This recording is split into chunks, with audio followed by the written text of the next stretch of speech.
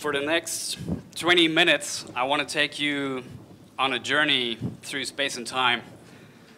And the first stop of our journey is taking us 2,400 years back in time to the city of Athens in ancient Greece. And back then, in Athens lived the Greek philosopher Plato, who by many people of his time was considered the wisest man in the world. And a lot of people went to Athens to ask Plato for his advice.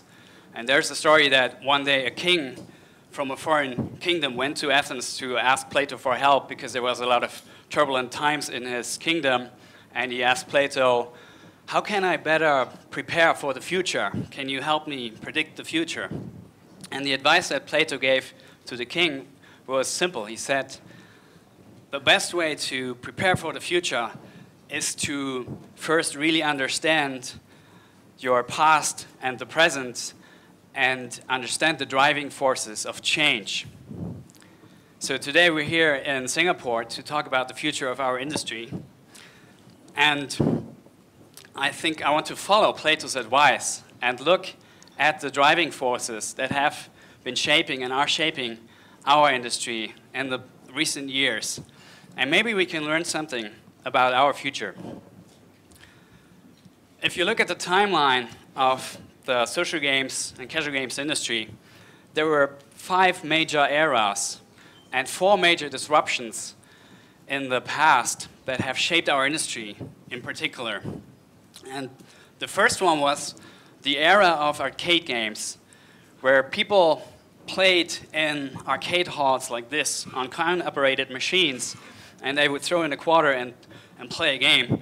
And these arcade halls were actually very social places back then, because people would go there and meet their friends and play against their friends, beating high scores.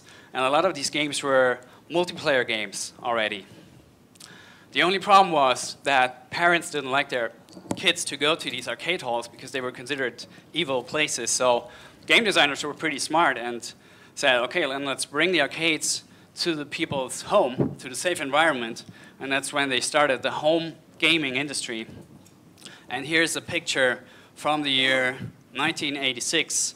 And the guy here on the right, that's actually myself playing a game of Bruce Lee, a multiplayer game on a Commodore 64.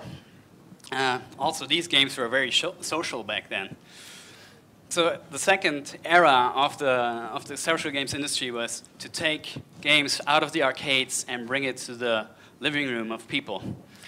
And that was a major disruption back then. And then came another disruption in the late 90s as games moved into the internet and you could suddenly play against people from all over the world. I remember playing multiplayer pool billiard on Yahoo portal against people from all over the world back then. And you could also now download games from all over the world. Then, of course, more recently, we had the disruption of social networks and games moving onto social networks. And we're going to talk more about this in a few minutes. And then very recently, games also moved into the mobile space.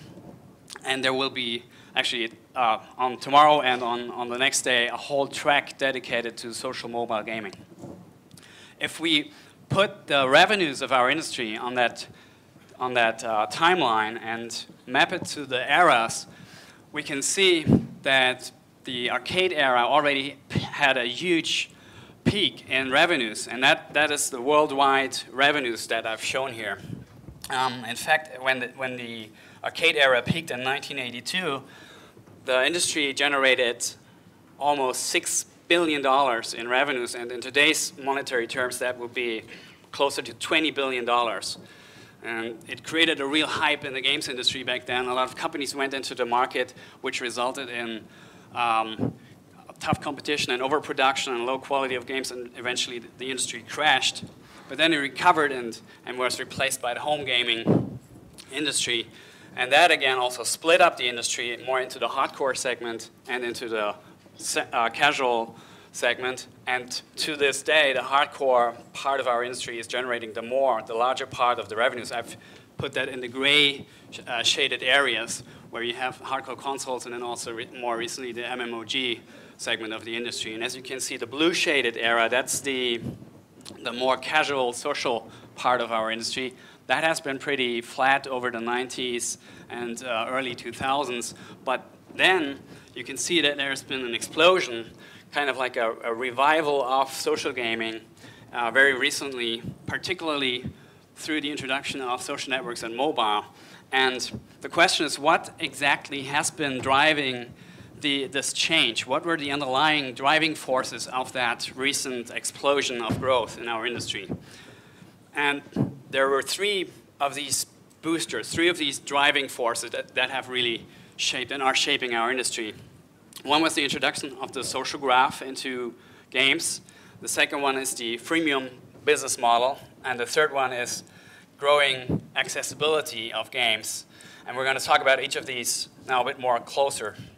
So the first one, the social graph, that is actually a map of the real relationships between Facebook users all around the world, which is now covering about 10% of the world's population.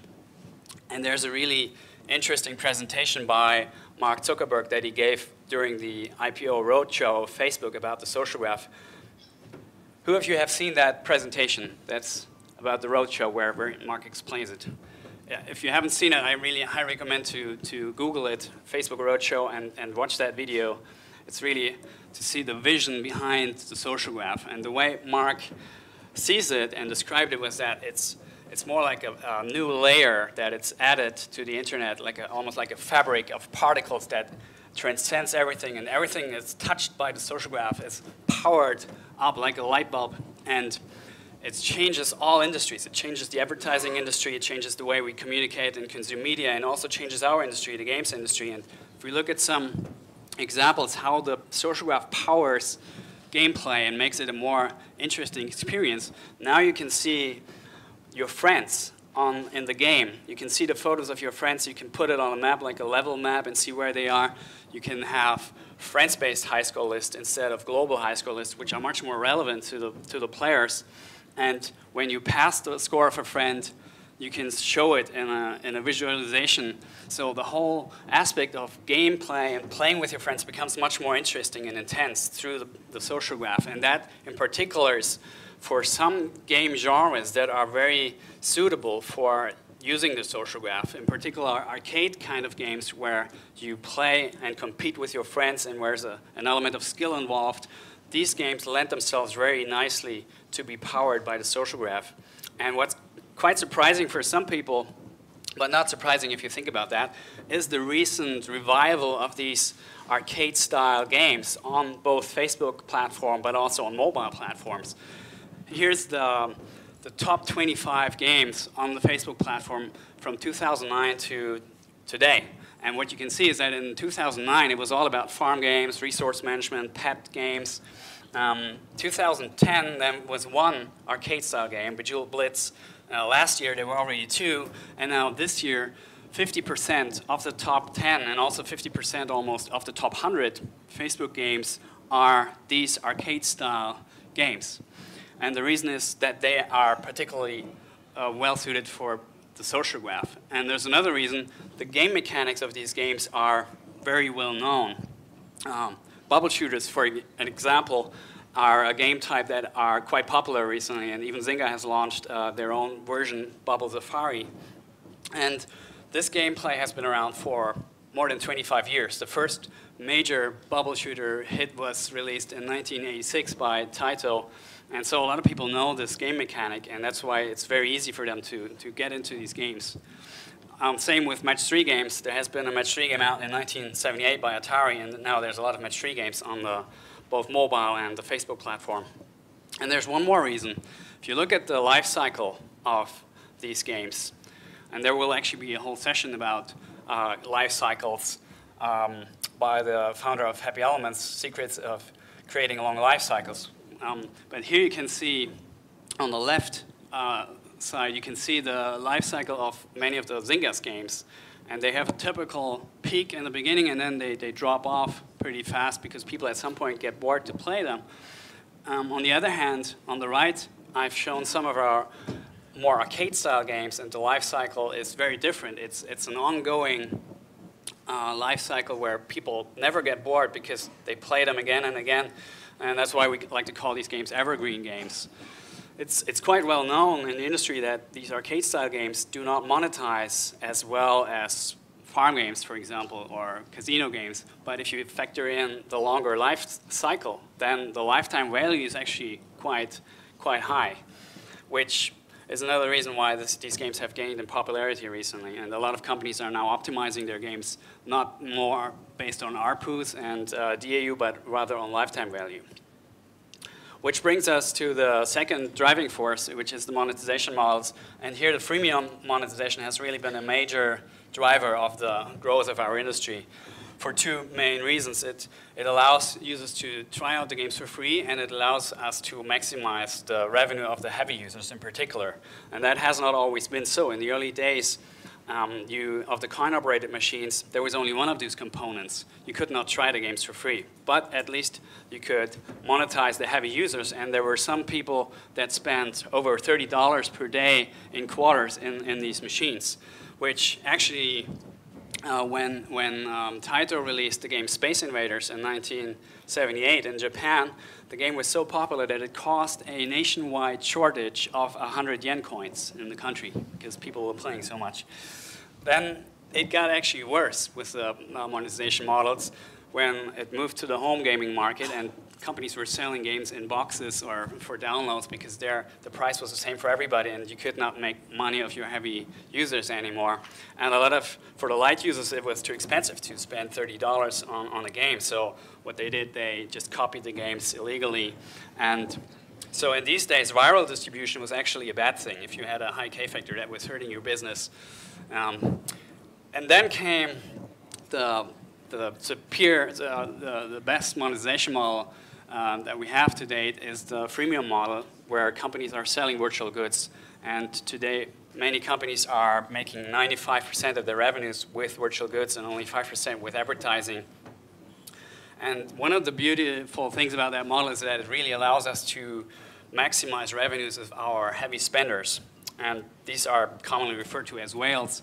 So some companies are seeing that with 3% of their users, they're generating over 80% of their revenues. And what's also interesting is if you look at the demographics of these heavy spenders, in contrast to the average user, the whales are more older. And 46% of the whale users are older than 49 years. And also 70% of the whale users are female. So if you picture the typical male, maybe you picture your mom. And these users are the ones that companies are focusing more and more on, which even with slightly declining user numbers, you may be able to grow your revenue base by focusing more on those users. And here's a very good example of that, Farmville, where the orange line shows the daily active user numbers over the last 3 years. And you can see that it has peaked in the beginning of 2010 and then continuously dropped. But at the same time, Zynga has been able to grow their revenues by focusing more on the heavy users and also by introducing features for them on a continued basis, expansion packs and better monetizing features. And that games as a service approach is very useful for monetizing your heavy users. What's also important to do that is to really understand who are your whales, who are your best users. And that was kind of the old model, how we did it, talking to them, doing play testing. Now companies are really looking behind the matrix and see what's going on their site and what their users are doing, using all the data that's available and doing a lot of A/B testing. So the third driver of our industry growth is access to games, which has, if we recap that, gone from where you can only play in the arcade halls, taking it to the home of people, and then taking it out to the World Wide Web, taking it into our circle of friends with the social networks, and then taking it on the mobile devices where you can now play anytime and anywhere and have the games in your pocket. And along with that, we've seen an expansion of the potential user base of social games. And it has also created a massive explosion of the available content, especially as these newer platforms were open API systems which made it much easier for programmers to develop games. And if you look at the typical portal back in the 90s, maybe they had a couple hundred games on there. On Facebook, you have over 3,000 games. And on the mobile platforms, you have several 100,000 games, which is so much. If as a user you wanted to just try out all these games, it would take you more than a year only to install them. So that has created a massive problem, but also opportunity of discovery of games, which has led to what's going on right now, a real war of the app stores. So all the major companies are realizing that if you control the distribution, then you control the market. And that's why Apple is in that game, Google, Amazon has entered. Microsoft is still a bit smaller, and now very recently Facebook has also announced to go into and create their own app center. And it's still going to be shown which company will be dominating that market. And there will also be a session about that actually by App Annie on Thursday about App Store economics, which I highly recommend to see, because this is going to create some very interesting new marketing opportunities, especially with the entrance of Facebook into the market. If you look at the shifts in user acquisition, how that has changed over the last years, we can see that as Facebook has shut down the viral channels after the early phase, the acquisition has really moved to paid acquisition, where companies have been acquiring their users and had, as a result, to focus much more on retention of users. And for the user, that was good because games quality has increased a lot since then. But customer acquisition costs have been increasing steadily since then as well, which for some companies it came to a point where it was no longer possible to profitably acquire users. And that made companies realize the power of cross-promotion. If you have a lot of games in your portfolio and a huge user base, you can migrate your existing users to your new games, which is much cheaper than acquiring a new user, which gave the companies with a large network a big competitive advantage.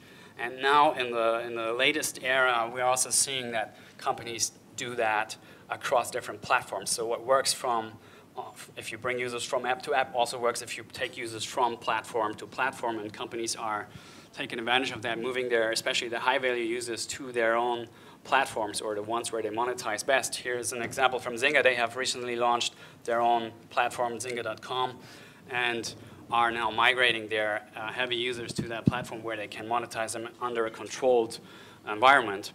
And at the same time, of course, still taking advantage of the social graph with Facebook Connect. Here's an example from one of their games, Words with Friends, which is a game across all the platforms. So you can play that game on mobile, you can play it on Facebook, you can play it also on their own platform, and everything is synchronized. The gameplay, the scores, everything is synchronized, and the marketing too, which creates some nice opportunities like push notifications that you can send to your users and really increase retention that way. Now, Zynga doesn't publicly release any information about how their cross-platform metrics work, but I can share some of our own metrics because our company has been doing cross-platform for about 2 years now.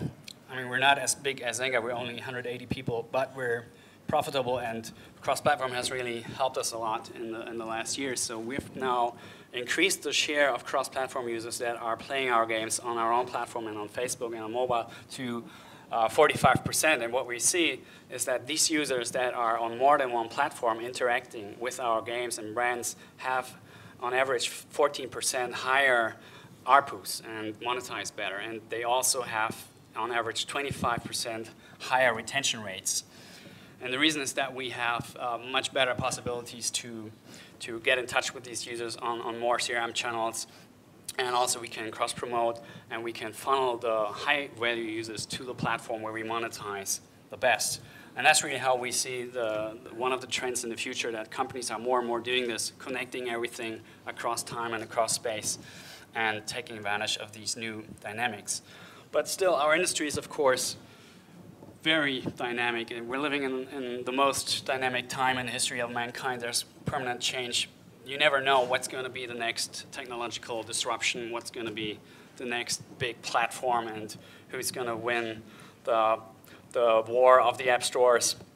So there's one thing, though, we can do to cope with that situation, and that is to go back to ancient Greece, to Plato, because Plato back then gave the king one more piece of advice when he asked him for help about the future. And he said, it's not just to look at the past and understand it, to be prepared for the future. There's also a matter of your mindset, a matter of attitude. And what Plato recommended to the king is to have a very playful way, a very playful attitude, almost like a game, how you approach things.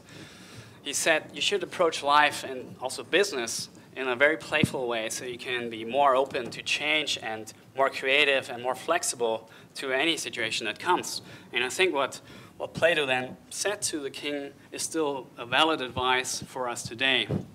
And here's what he said. Life should be lived as a game. Thank you.